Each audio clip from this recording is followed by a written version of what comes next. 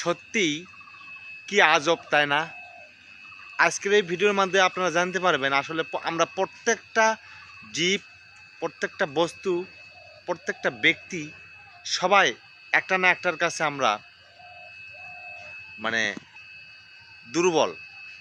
কারো না কারো কাছে আমরা দুর্বল হয়েই থাকি।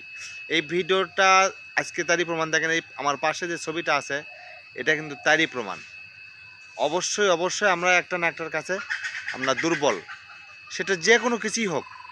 শুধু একমাত্র আমার মহান রব্বুল আলামিন, তিনি একমাত্র এই বিশ্বের কারিগর, তিনি একমাত্র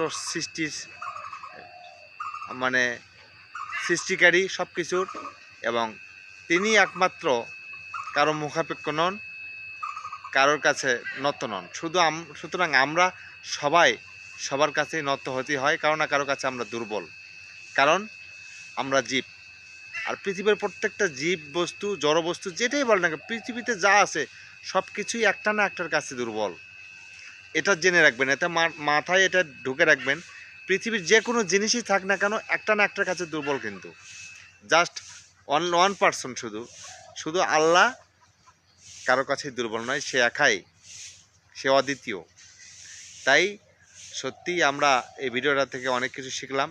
যদি ভিডিওটা ভালো লাগে অবশ্যই লাইক, কমেন্ট, শেয়ার করে দেবেন।